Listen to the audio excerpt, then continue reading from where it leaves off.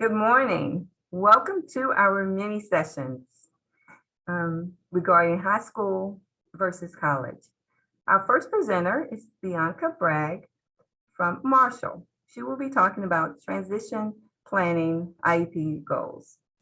She will provide us a 15-minute look at the key differences and supports at the K-12 and higher ed levels and some common myths and misperceptions. All right. I'm good too.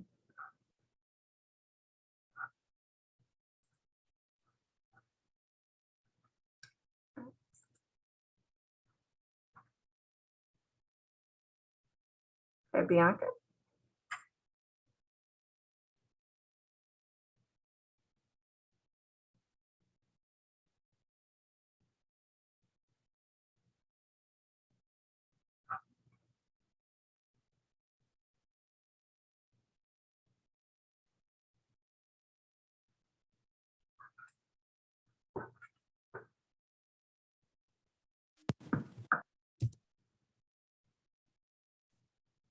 Bianca, are you able to? Oh no. Okay, Yeah, I you heard can that. hear me now? Yes, we can hear you now. Awesome. I was hoping Tanner could maybe, our other presenter is Jenna Atkins, and she is in the webinar, but she doesn't have the ability to unmute because she was put in as a participant, not a panelist. So if somebody could let Jenna Atkins have the ability to speak like us, that'd be great.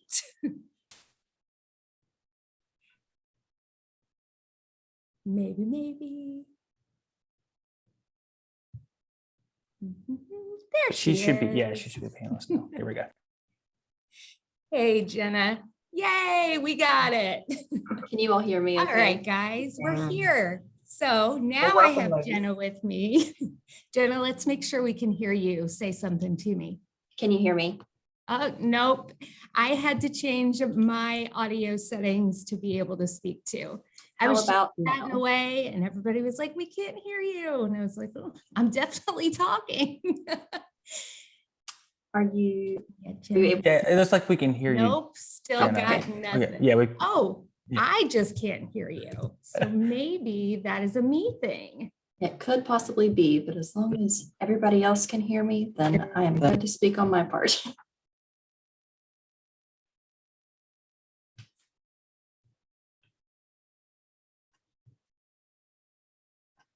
Some small technical difficulties here.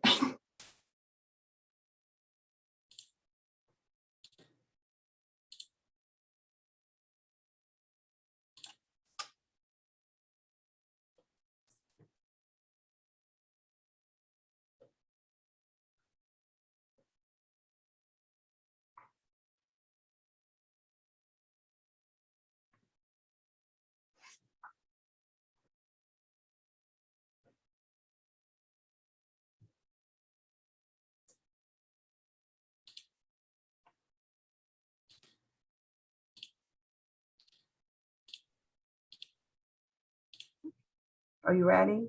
Just let me know when you're ready.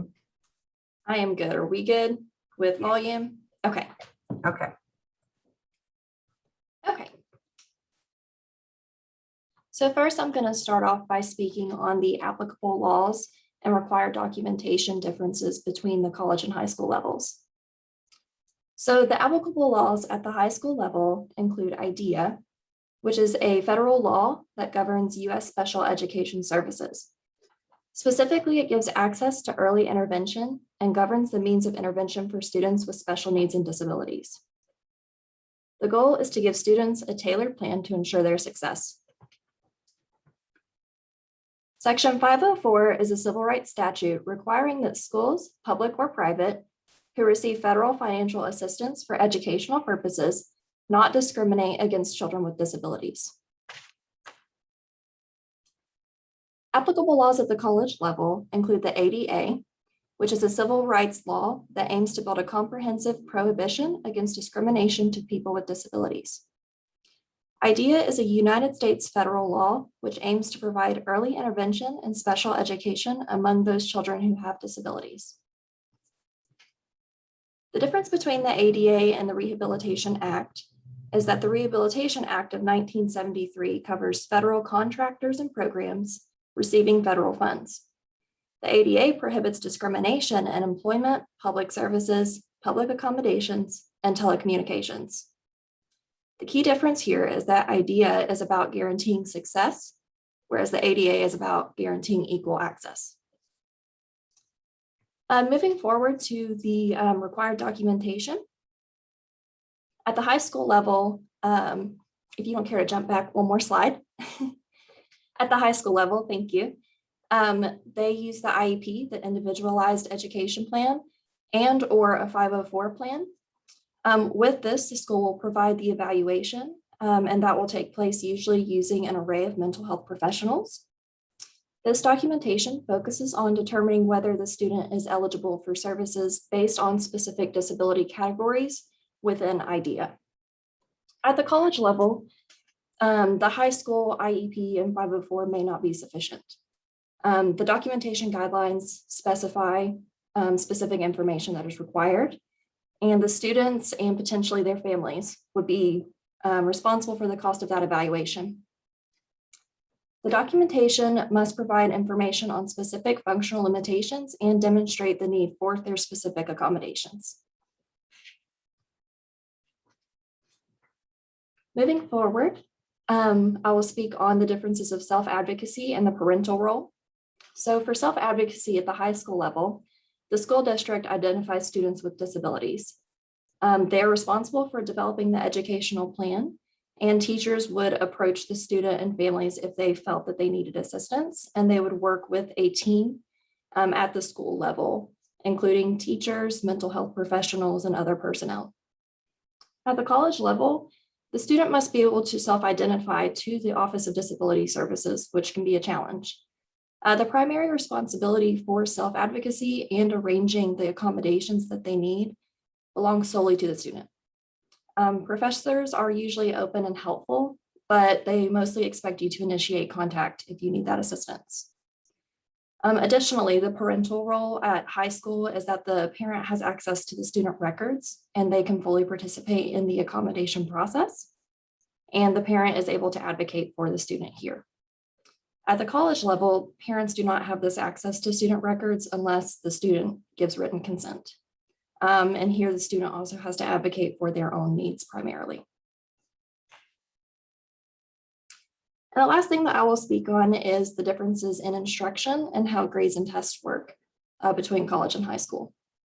So for instruction at the high school level, teachers can modify curriculum and alter it to fit the pace of the student and their needs. Short assignments are read and discussed and often retaught in class where it will primarily stay. There's not a lot of focus outside of class that is needed particularly. You seldom need to read anything more than once, and sometimes listening within the classroom is enough. At the college level, the exact opposite is true. Professors are not required to modify, design, or alter assignments within that course for that student.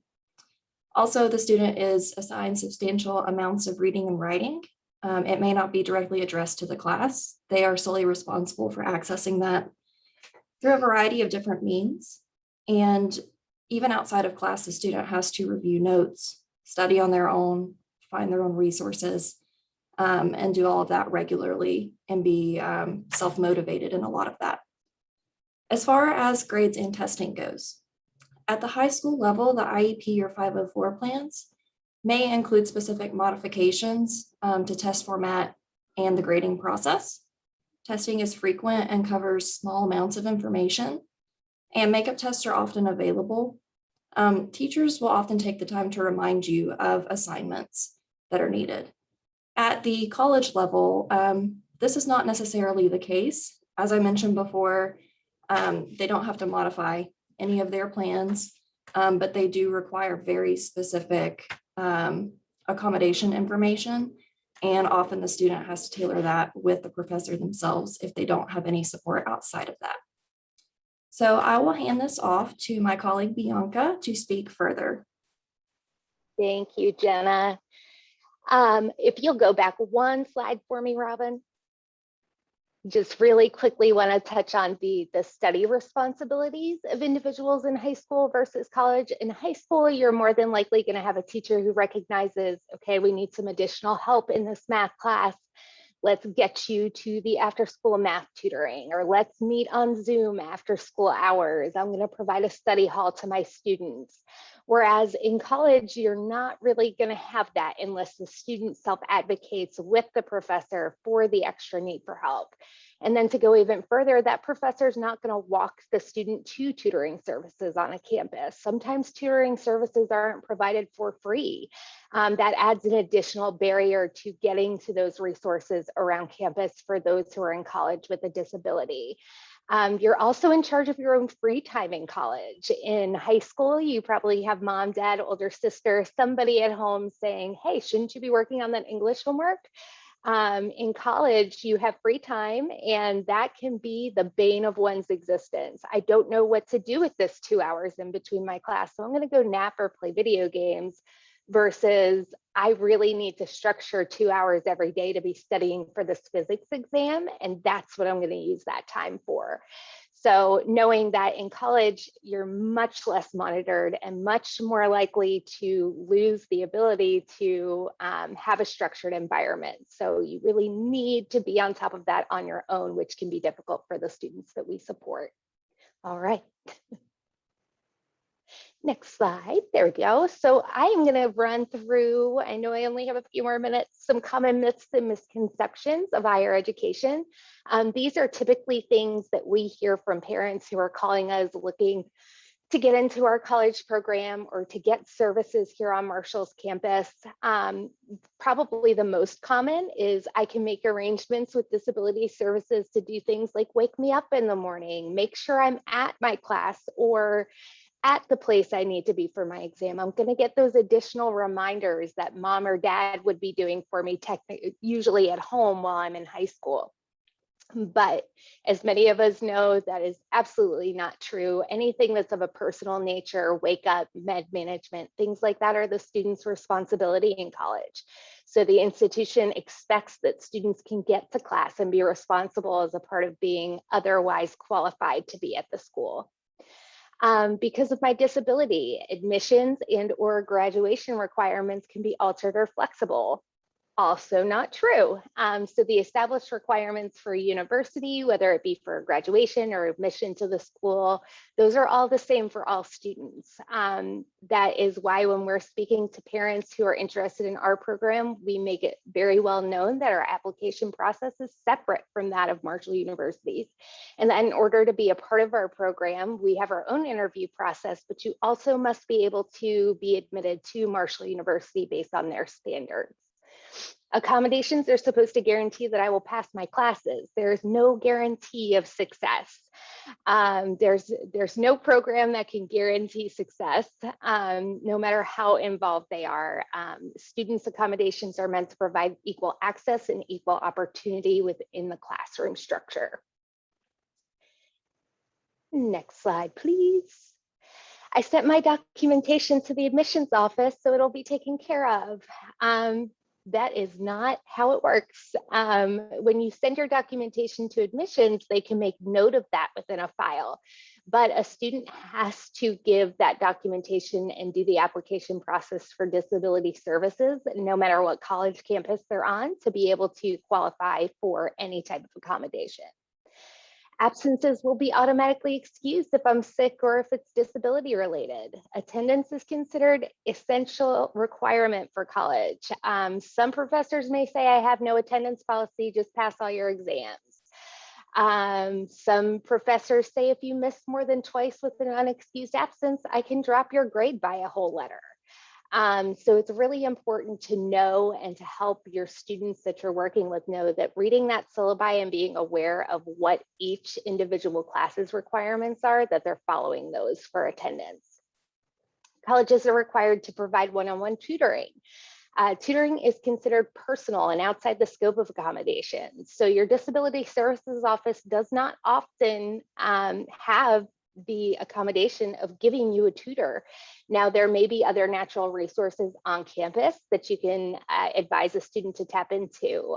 For us, University College provides one-on-one free tutoring for those lower level classes. But once we have students struggling in upper level engineering classes, we're often helping them to reach out and set ads for a private pay tutor.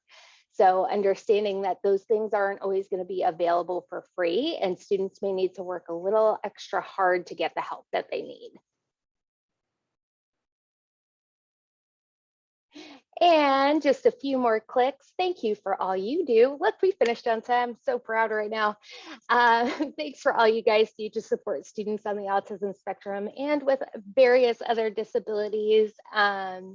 We hope that if you have any questions specifically about our program or about the transition to college, we'd be happy to answer any of those. Those are mine and Jenna's emails up there, as well as the link to our Facebook page and our college program main page.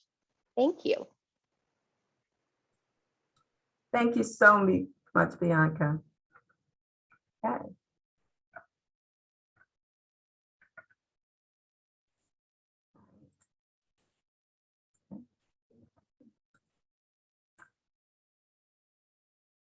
Switch over.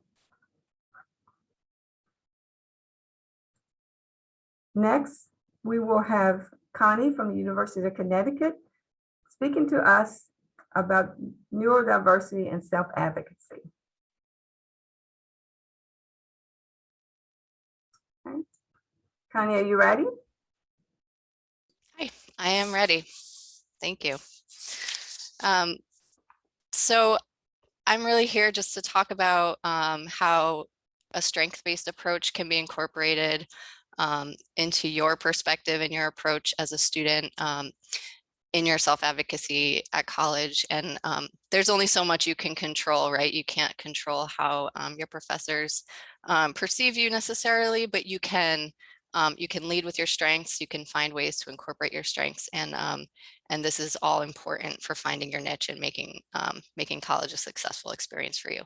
So my quick agenda for today is just to give you a quick overview of the program that we have. That's going to be about a minute, and our approach, and then talk a little bit about how you can build self-awareness, lead with your strengths, and then the last bit is just kind of encouragement to be willing to kind of take a look at those conventional pieces of wisdom and challenge those as a neurodivergent person, to understand that sometimes the things that people say will work for you won't necessarily work for you, and sometimes you have to find your own way. So let's go ahead to the next slide. So just to give you a context of where I'm coming from, I am representing the Include program, which is funded by the National Science Foundation. It's a 5-year project at the University of Connecticut in the Department of Civil and Environmental Engineering.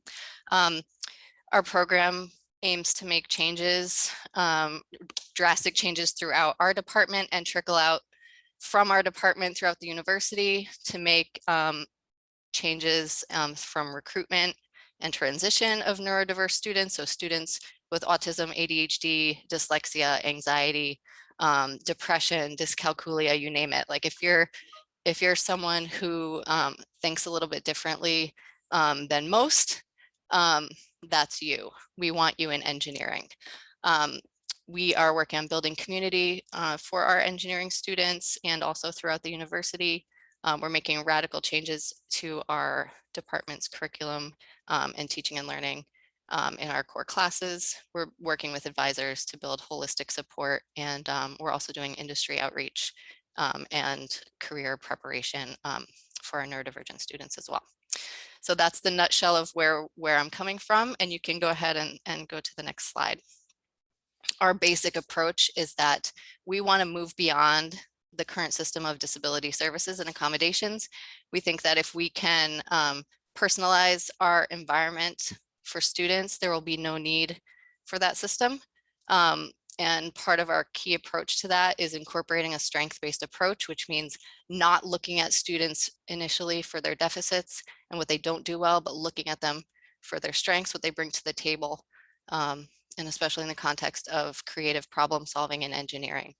And like I said, personalizing the learning experience for students by incorporating flexibility and choice into our courses.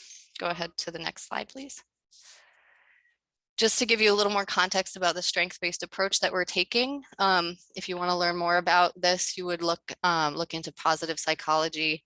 This is an approach that basically aims to enhance your overall well-being. It's a holistic approach that banks on you identifying, developing, and applying your strengths. And it really focuses on niche construction. So if you're a student with ADHD, and you're really amazing at creative problem solving, coming up with multiple solutions to problems, get into the research lab and start using those skills where you in a place where you have more flexibility, places where you can really like find out of the box ways to use your thinking rather than just sitting in a class, you know? So this is what we really advocate for students, is to figure out what they're good at and get into a spot where they can use that. Obviously, like I said at the beginning, you can't control everything in your environment, right? So you want to come into your environment with a very strong sense of your own strengths and challenges. We do recommend a few different ways that you can start out identifying your strengths. I do have a little workbook that I sent in as a takeaway from this presentation that does have a couple of these tools in there. So one way is something called a Neurodiversity Strengths Checklist. That's by Thomas Armstrong. And that kind of looks at a bunch of different, if you could, yeah, thanks. It looks at a bunch of different ways, different parts of your identity and how you use your strengths. There's something called a VIA personality strengths survey, which is free and online. That gives you kind of a more personality based look at your strengths. And then there's something called, the Do It Profiler, which is a tool you can buy on the App Store for a couple of dollars. And they'll look at, your strengths and challenges and related to neurodiversity in particular. So we recommend take into account all of your strengths across all of your domains. Don't just look at reading and writing and math. Look at all these pieces of yourself that you can bring in as strengths into your coursework. When you're developing strategies for your challenges, pull on those strengths. If you're passionately interested in one topic, see if you can pull that into something that maybe seems unrelated. If you're someone who can spend hours and hours coding in an app on your computer, find a way to do that. Code an app for your other project. Bring in those unique skills and strengths that you have to support areas that are a little bit weaker. If you're not taking notes well in written format, do it visually, draw a picture. Whatever it is that you can pull in to help out those weaker areas, do that. By making choices, like once you've built up this sense of self-awareness, making choices based on your knowledge, choosing, like say for a fact that you don't wake up until 11 a.m. See if you can schedule those classes for later. Don't set yourself up with an 8 a.m. class every day. If you have a choice between a creative project and an exam and you're better with creative work, make that choice and go for the creative work, even if it might take a little bit more effort or more time. You may be able to pull in that passion for creativity that you bring and be more successful in your project. The self-advocacy piece is huge, as the previous presenters mentioned. Being able to talk to your professors about things is key. This is your job as a student in college. It all falls on you, right? To talk to those professors, talk to your TAs, let them know if you're struggling, but please lead with your strengths and let them know what you're good at too. And like I said, build your niche. So find those places, get involved in research. If you're great with attention to detail and you can pick apart, a computer code, get in there and get involved in a research project that has a piece like that. So really go outside of the classroom and try to find these extra experiences. A couple thoughts about self-advocacy. It's very tempting when we start talking to our professors to lead with, I'm having trouble with this, and I really struggle with this, and I'm not good at this. You're going to help your professors to understand your strengths if you can lead with them. So really just trying to do a mind shift here. Your mind shift is going to help your professors come to a mind shift around this and to see your value. If you present yourself with, I really do best when I am able to work in numbers, for example, or if I'm able to include a visual. I'm really good at creative problem solving, but I'm having trouble with the structure. So you're telling them up front what the things are that you feel like you can use as a strength to help you out with the challenging parts. Or like if this, like I mentioned, if you've got a specific special interest area that you can just go forever studying and not feel bored. I'm very interested in this, and I'd really love to incorporate this into my project. I think it would make a great addition. So, so just pull in those things that are unique to you and lead with those, and it's going to help your professors to understand that while yes, you're having trouble with this one area, you've got these other strengths that you can really pull from and that can be developed. Next slide, please. My last thought for you to share is really just that you're gonna be presented with a lot of conventional wisdom about how to succeed in college, and we find that a lot of times these conventional pieces of wisdom are still very challenging for students with ADHD or students with autism, for example. So the idea of addressing goals by setting SMART goals can be a daunting process. The classic tools for time management, color coding everything and using reminders, even this can be challenging. The classic study techniques and ideas around prioritizing. Take some time and figure out if these things really work for you or not. To some extent, these ideas can still make you feel like, you know what, I just can't do this. So take some time and flip these ideas on their head and look at some other ways of addressing kind of these same challenges and that work with how your brain works. If you go to the next slide, I have a few ideas. One is to set anti-goals. So instead of taking the classic wisdom, which is break your SMART goals down into specific measurable things, which can be a daunting process, try something else. If you're having trouble setting goals that way, try setting an anti-goal. What do you not want to be this semester? What do you not want to happen? Looking at things from the opposite direction sometimes can really just flip things on their head and help you understand, help you come to those goals faster. So it's very easy to say, I really don't want to hand in this project late on time, so giving yourself that motivation can be an interesting way of looking at things. You'll be told to not procrastinate, and sometimes if you have an ADHD brain, your brain is wired to procrastinate.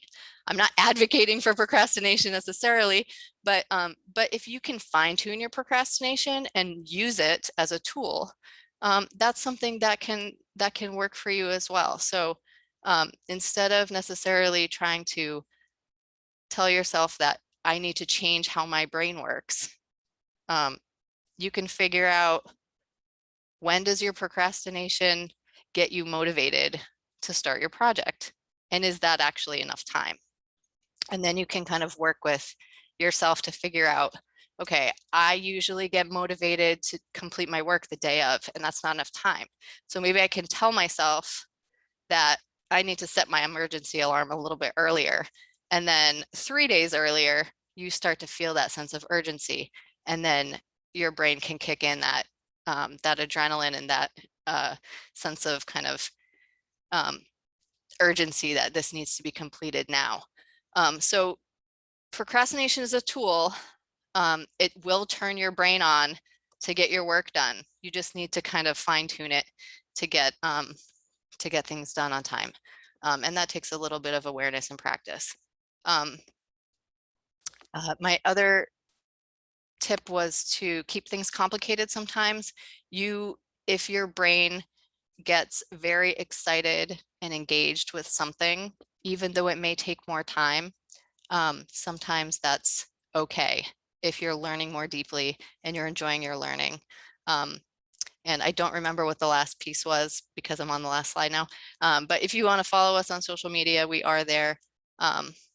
Okay, it was to follow your interests and just keep those things, pull them in as much as you can. So if you want to follow us on social media, we are there. We're on Twitter and we're on Instagram. Good luck to you. And I hope you use the strengths workbook that we're sharing and do some exploring and have a great day. Thanks for having me. Thank you so much, Connie. Excellent information. Next, we will have Danielle from East Carolina University talking to us about key differences between higher ed and high school. All right, Danielle. Can you all see my screen okay? Yes. Okay. All right, everybody. Well, thank you so much. Like Robin said, my name is Danielle Dietz, and I'm the instructional specialist here at in the STEP program at ECU. But prior to that, I was fortunate enough to be a program specialist in the K-12 setting. And then prior to that, I was a special education teacher as well in the high school setting. So one of my favorite parts was always talking about transition goals, helping our students prepare for what was next after high school. So that's a little bit of what I'm going to talk to you about today. So I like to think of this as connecting the dots.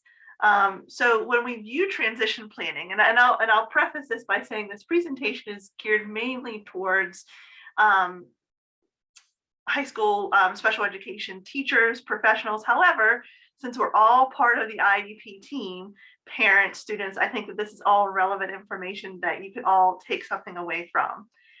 So again, as we kind of view and kind of dig into transition planning, it's not just about writing a compliant IEP. It's really about helping the student plan for the future. So everything that we do to get to this point for transition goals is about making sure that we're connected. We start with a transition assessment. And we want to make sure that this is something that's appropriate to the age, the grade, and the course of study for the student. And then from that, we find out what the student is interested in, and we develop post-secondary goals for that student to help them reach their transition plan, and we update those annually. We add activities, which are basically kind of like interim or midterm benchmarks that students can work towards to help them reach those long-term transition goals in the end. And again, we always want to include, especially in this part of the IEP, but in the IEP process in general, or the 504 plan, would be students, parents, and any outside agencies such as Voc Rehab that maybe are going to be assisting the student with their post-secondary transition.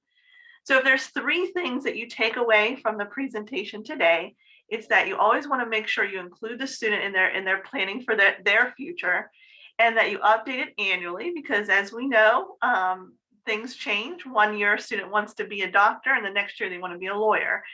So we always want to update things annually, and always connecting the dots, that everything that we do to plan for transition is connected in some way. So who do we include in this process? Well, we start including students to their IEP meetings as soon as they turn 14 during the life of an IEP. But also once they turn 16 years old is when we really start working on the transition goals, or even maybe a little bit sooner than 16 if it's appropriate.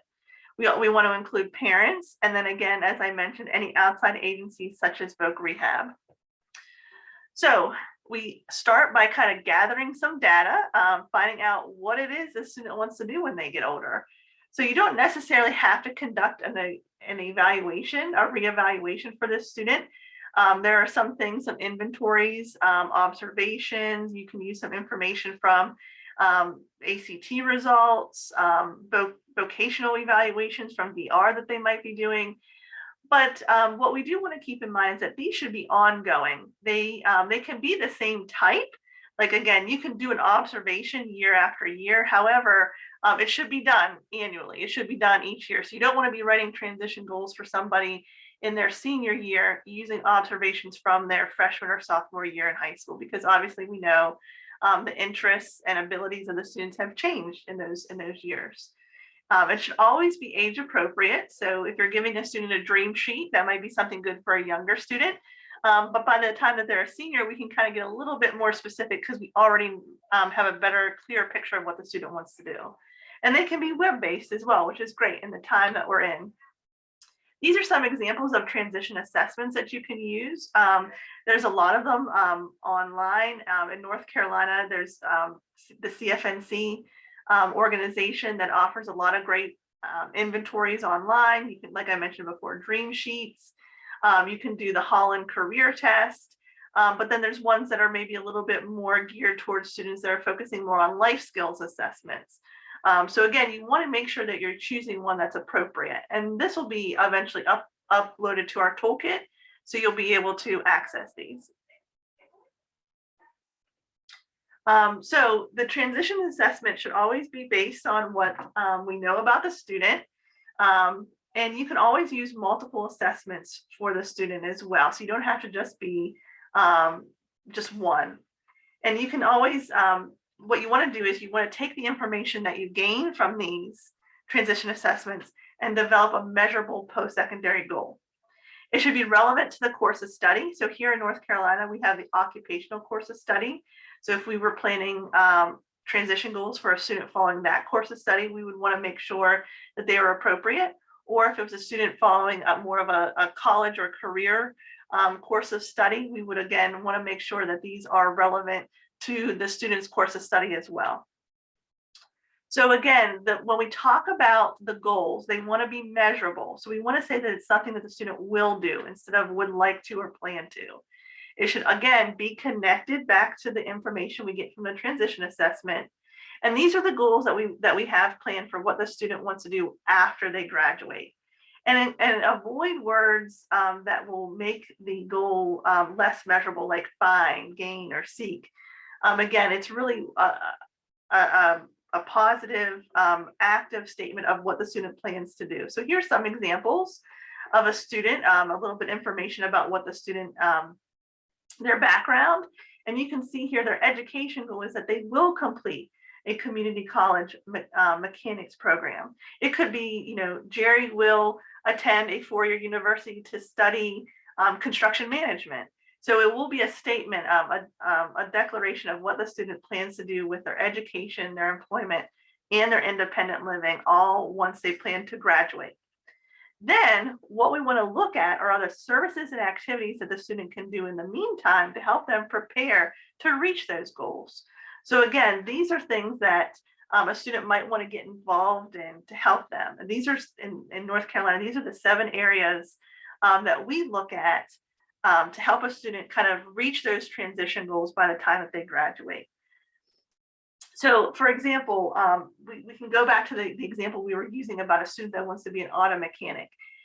Maybe one of the things that they'll do is they'll meet with the school counselor and kind of begin the career planning process.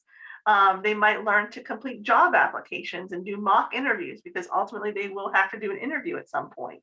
So these are things, little benchmark things that they can be doing within the life of the IEP or the 504 plan to help them reach their ultimate transition goal of what they'd like to do once they graduate.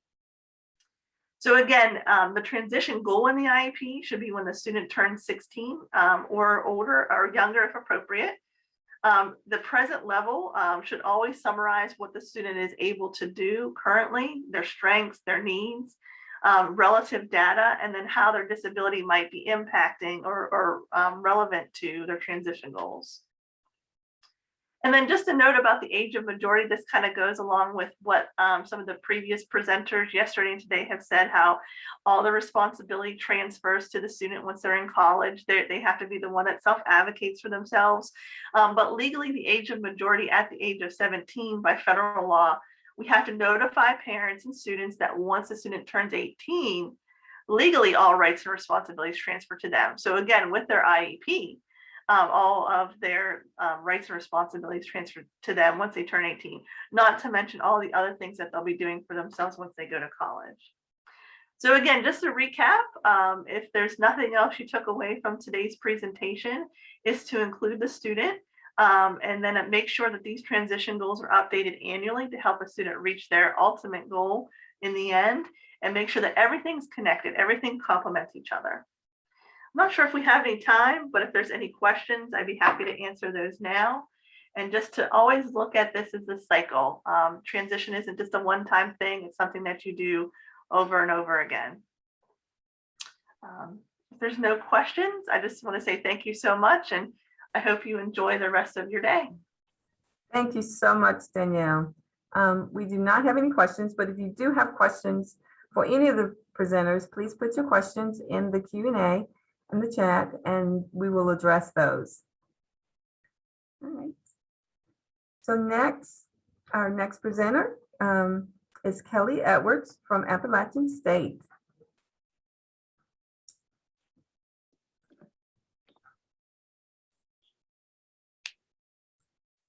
Hello all. Okay, let me get your presentation. Yes, ma'am.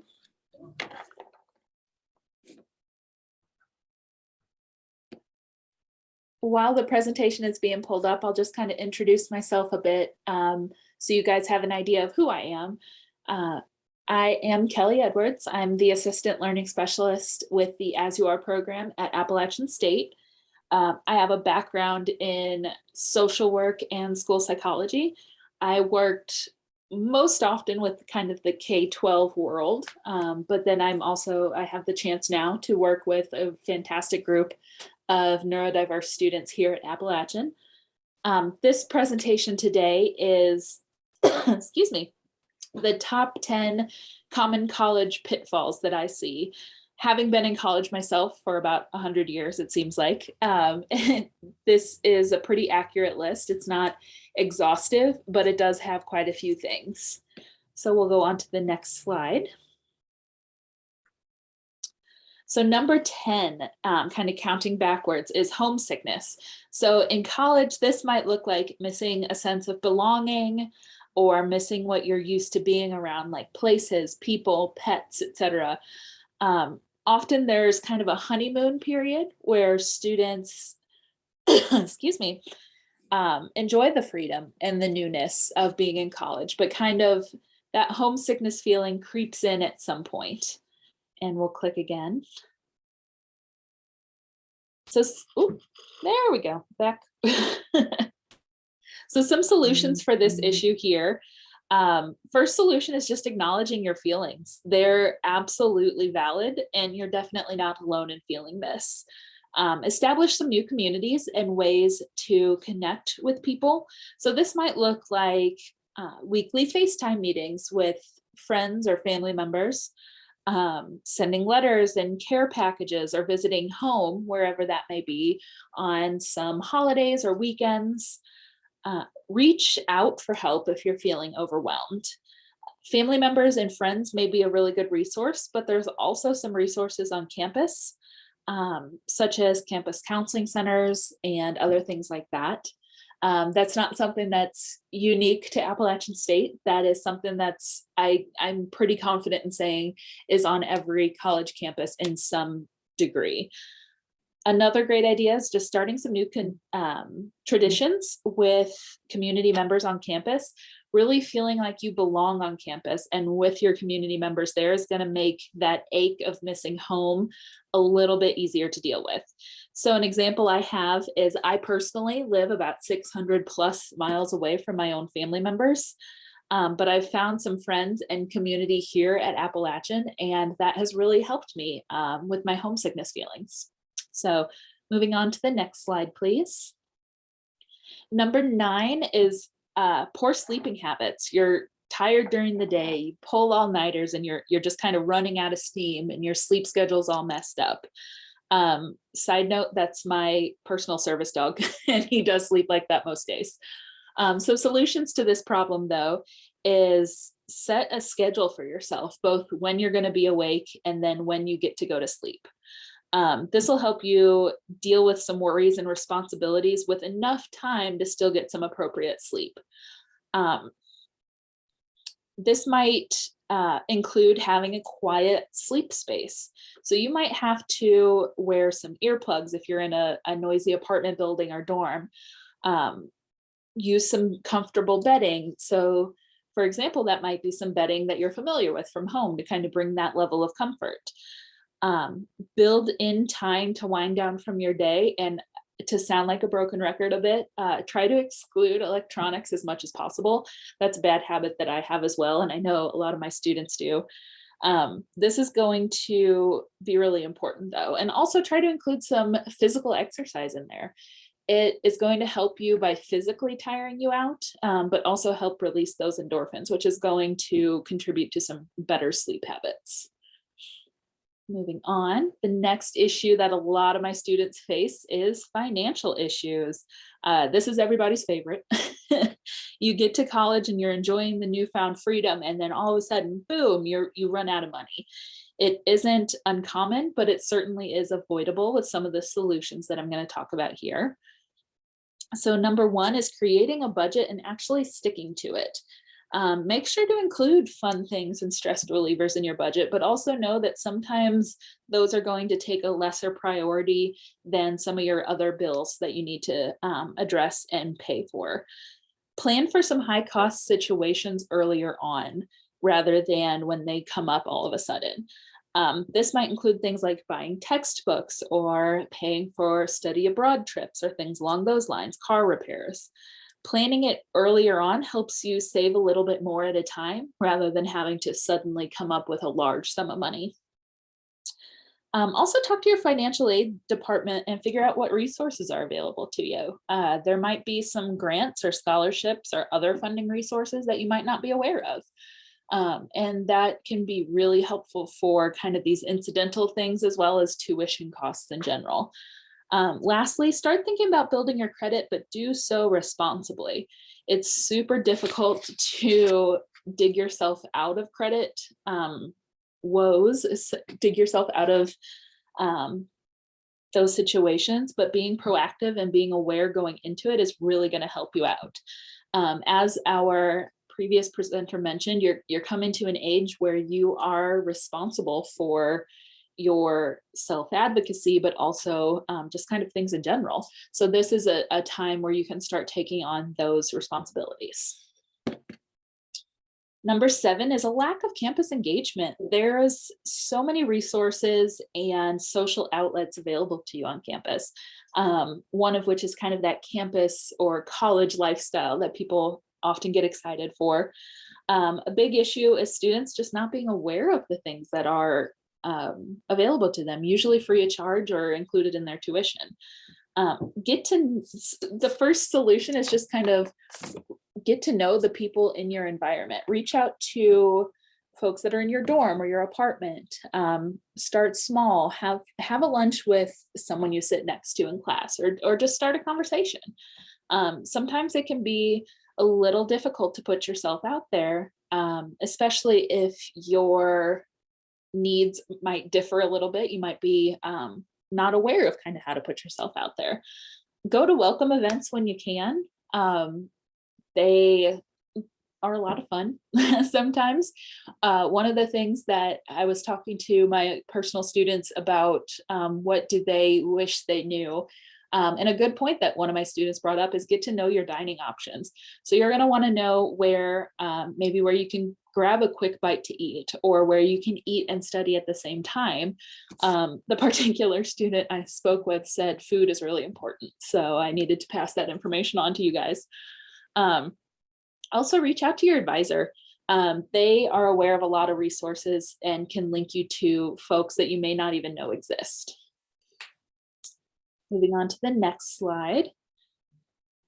Number 6 that I have on this list is not engaging in your field or your interests. At the risk of sounding cliche, college really is the time to figure yourself out. Figure out what you're interested in, figure out kind of what field of study you want to go into, and really make yourself marketable for the future. One of the first things that can help you with this is just kind of putting yourself out there, like I mentioned before. Take advantage of different opportunities that are presented to you. Try new things outside your comfort zone too. So kind of starting small, like I mentioned, and going from there. Seek out some research opportunities. In a world where COVID might be a little bit less of a pressing issue, it'd be really neat to be able to study abroad for some folks. That might be really appealing. Excuse me. Take this opportunity as a chance to figure out what you're passionate about, and kind of go from there. There's folks on every campus who are going to be excited to help you out. Also, a side note I kind of wanted to make with the number 6 slide is that you may end up changing your major, and that's totally okay. The specific number, the specific statistics associated with this kind of vary depending on where you look, but somewhere around up to 75 to 80% of undergraduates change their major at least once. I know I did when I was an undergrad. So you take this time to kind of branch out and look into your major, but also just kind of try things out. So going into number 5 in the next slide, GPA isn't everything, but it is an important thing. A lot of times folks will maybe not be aware of what their GPA is or even how it's figured out. Some folks are kind of the opposite, and it's tough for them to not hyper focus on their GPA. The key is to really find that healthy balance and know how it works without being too worried about it. Talk to your academic advisor and take advantage of opportunities on campus like tutoring labs, study groups, etc., to really kind of help you get that knowledge in a way that makes sense to you. As we've talked about in previous sessions today and yesterday, folks learn differently, and that is not only okay, but it's really cool. So try to seek out opportunities that maybe excite you or just make sense to you. Also, a note that I wanted to make here is get help sooner rather than later. Knowing what resources are available to you before something becomes an issue is a really good idea. One example is at Appalachian State, one of the things available is university tutorial services. That is something that's really good for students to link up with before there's a huge exam. It kind of helps them feel more comfortable going into it. Going into the next slide, another issue is lack of engaging with your professors. Not engaging with your professors, not interacting with them is actually a waste of your time.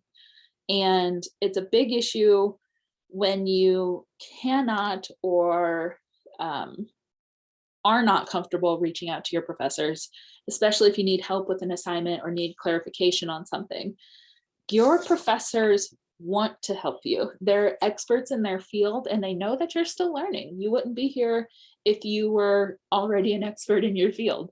A lot of students will worry sometimes, maybe this is a quote unquote dumb question or something along those lines. And really, if you have read the syllabus and you've listened in class or you've reached out to friends or something and you're still unsure, it's not a dumb question. And chances are you're not the only one with that question. Professors love to be able to clarify for you. Take advantage of office hours. Make yourself known in the beginning of the semester. Extra credit is not often offered in college, but if you are engaging with your professor and you're having these discussions from the get-go, from the beginning, they're more likely to want to help you out later on. Next is number 3, and it's a pretty big one, and that is mental health struggles. It's a big change going from high school to college. That is in part why we have this whole conference. But students will often struggle with feeling overwhelmed and handling existing or maybe new mental health difficulties. This is not a one-size-fits-all solution, unfortunately. I wish I could offer that. Some good strategies, though, are to reach out to campus resources, such as the counseling centers, like I mentioned before. Another resource that exists on every campus is an office that handles some disability resources. They can help you discover some accommodations if it's appropriate, and just basically how to make access to campus or access to the curriculum more appropriate for your needs. Know your rights and know that this is available to you. Self-advocacy, as we've talked about on a number of different presentations, is really important. And if you can speak up for your own needs, that's going to go a really far way. There's always going to be someone who's willing and eager to help you meet your goals. When it is safe to do so, kind of disclose your needs. One example is one of the students I work with. He has accommodations through our various offices on campus. However, one office managing a large number of students makes it difficult to pass along information in a timely manner. So he would talk to his professors and he would say, "Hello, Professor Jones. I am really great at remembering content, but it's tough for me to complete the test in a certain amount of time. And one of my accommodations is extra test taking time." So just kind of having those conversations and being open to that sort of thing is great. The next issue is social or relationship issues. College students often face difficulty establishing or maintaining these positive interpersonal relationships. So that can be like friendships or romantic relationships, or other types of relationships can be difficult when you're facing an entirely new situation. First, understand what you want or what you need from a situation and have some realistic expectations. If you know what you need or what you desire, then it's going to be easier to communicate that to others. Another thing that's really important is establishing appropriate boundaries and respecting those in others. For example, it's probably not the best idea to go out with friends for a late party the night before a big exam. Another big tip for positive relationships, though, is to argue respectfully, which sounds kind of funny at first glance. But people can get caught up in the emotions of a disagreement pretty easily. But try to keep in mind that different ideas aren't necessarily a bad thing. Also, if someone's not being respectful to you, you don't have to reciprocate that disrespect. You can, quote, be the bigger person and just kind of model that behavior for others. And then drum roll right here is number one, that issue that I see often is poor time management skills. Folks often struggle to balance the academic and personal and work commitments effectively. The procrastination monster is often people's worst enemy. I do tell my students procrastination isn't always great, but if you get it done, you still get it done, whether you do it right away or right before it's due. To combat this, my biggest piece of advice is find a planning tool that works for you and stick to it. I'm personally a big fan of paper planners. I actually have multiple planners. It's kind of a problem sometimes. But some folks prefer tools like Google Calendar or spreadsheets or something along those lines. Whatever works for you, use that tool and update it regularly so you have class assignments on there, or if you have a part-time job, you can put your shifts on there as well. It is also important to establish a routine and identify some time wasters that you can cut out. For example, a lot of folks need to study in a really quiet environment. So something that might be a time waster for them is having their phone right on the desk. So they might want to put that away. While some folks do really well with playing music or having sound in the background, for some folks that's a time waster and it's really distracting. So just kind of know yourself and know how you study best or how you work best. Also, make sure you prioritize some self-care and academic things over the quote, just for fun things. There are a lot of people and resources available to kind of help you figure that out. This stage here talks about some additional resources that you can use. I'm not really going to go in depth to each of these, but I put a little information for them on here. Most of them are free or very doable, or just a couple dollars to acquire. One of the things too is just be aware of the community that your college is in. And a lot of times there are discounts or opportunities available to students. And then of course I have a mental health hotline at the bottom there. I'm always, as a person with a background in mental health, I'm always going to advise just take care of yourself and be aware of the fact that even if you're not sure what they are, there are resources and help out there. So before we kind of wrap up here, what questions can I answer for you today, if there's any questions?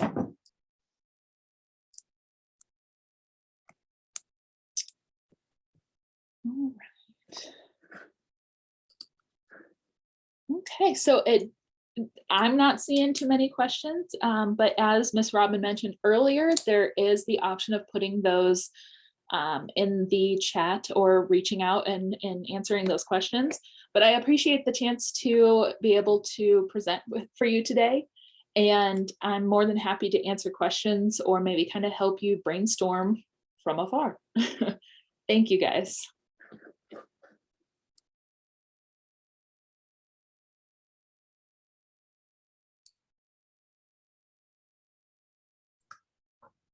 All right, thank you so much, Kelly.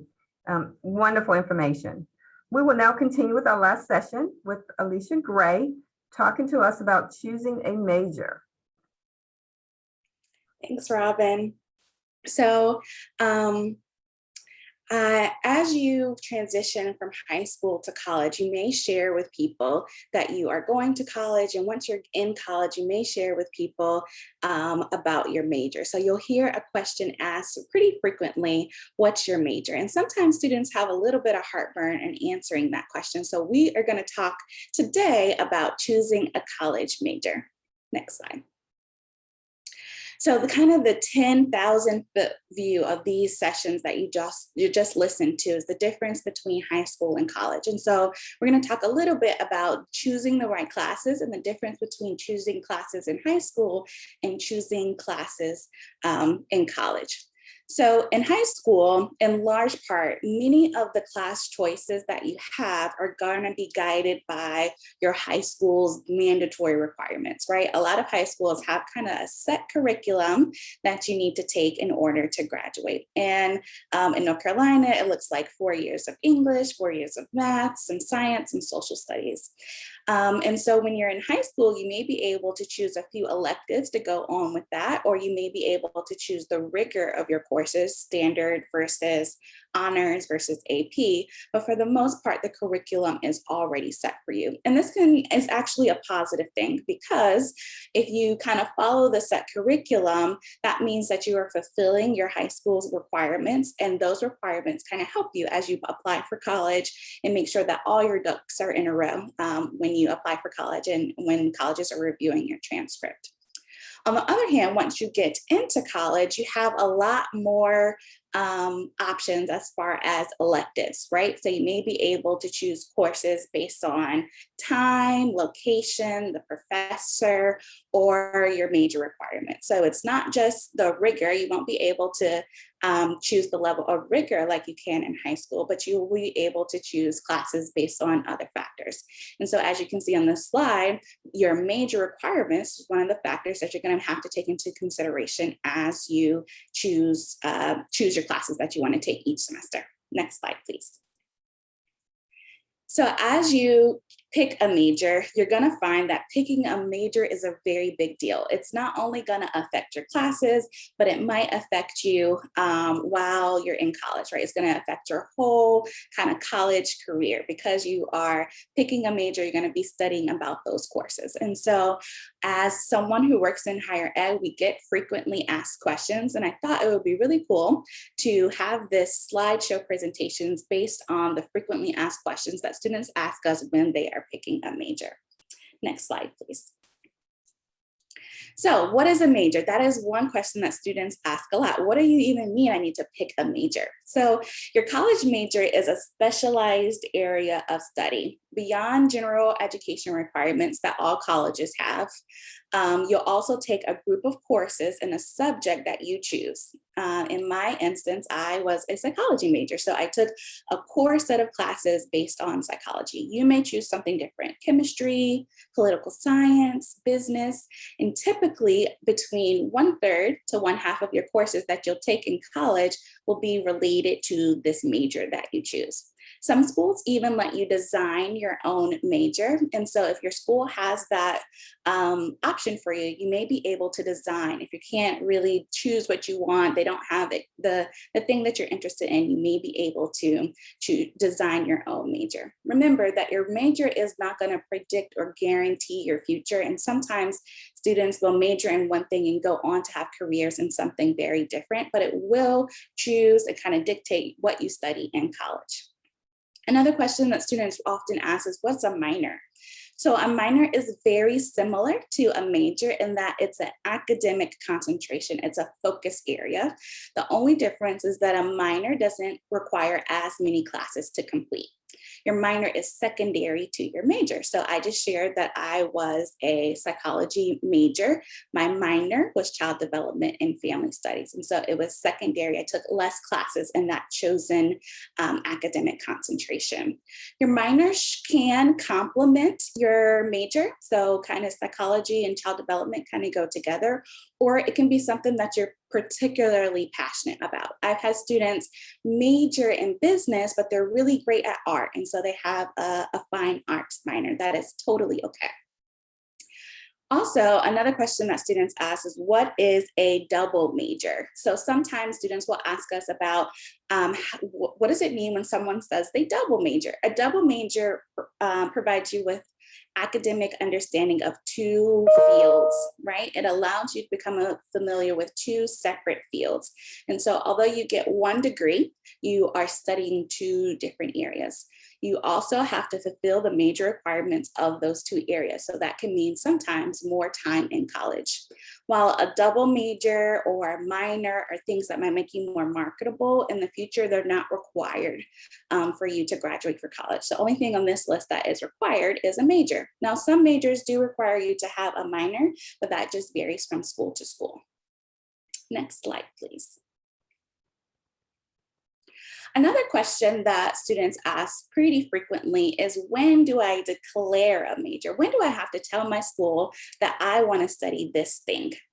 Generally, at most four-year colleges, you don't have to decide on a major until the end of your sophomore year. That's kind of like the absolute deadline. You're halfway through your college years. So this gives you a couple of years to try to figure out classes that you like. However, there's somewhat of a caveat to that. There are certain fields and certain majors that you have to know kind of starting out. So like if you want to go into engineering or biology, there's some majors where you really need to know and start your freshman year. And if you don't know that, it can delay your graduation later on. During your freshman year, be sure that you're taking classes really and exploring different things. If you're undecided with your major, if you're not really sure what you want, you can explore your options. Consider classes that you will excel in and classes that kind of will provide you some direction. So if you're trying to decide between maybe business and psychology, take both business and psychology classes in your freshman year.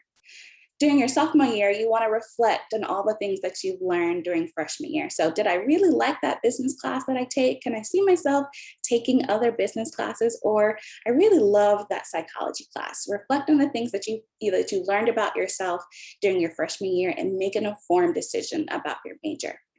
During your junior year, you want to finalize any decisions.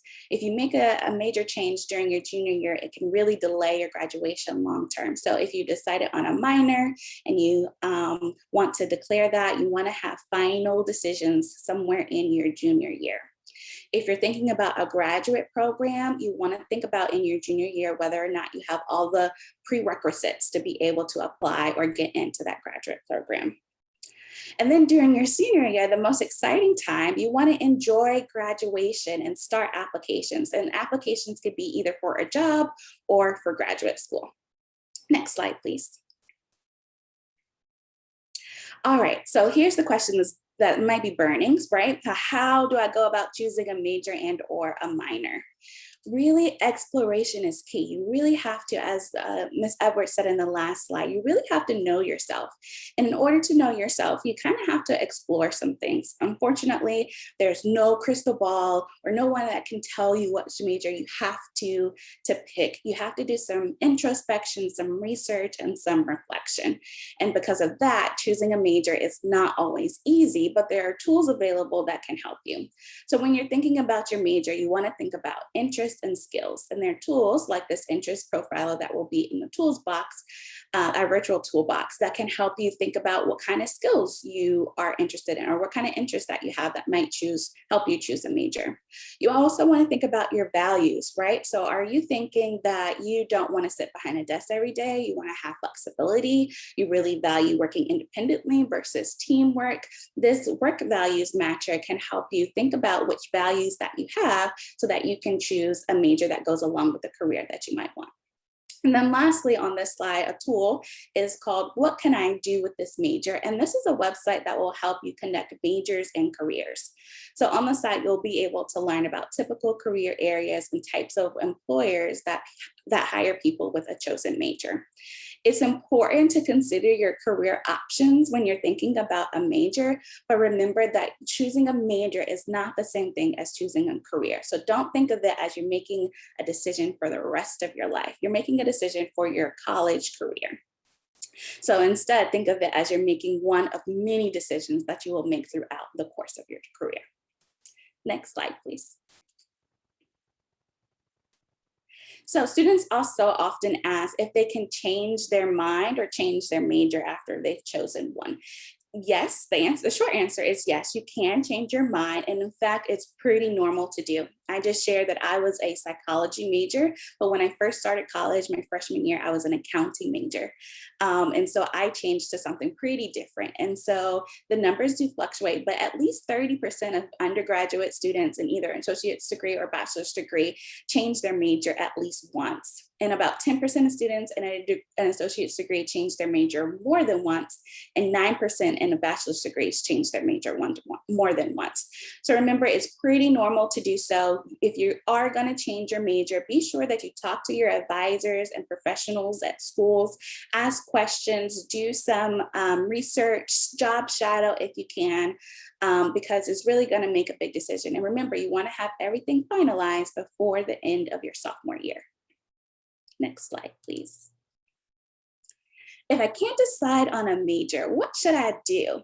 If you are exploring and you've taken courses in certain major and you still can't decide, you may be interested into talking with people. And so I just mentioned job shadowing or volunteering, and those real world experiences can really put things in context for you. So if you have volunteered in the past, you may want to talk to those people that you volunteered to.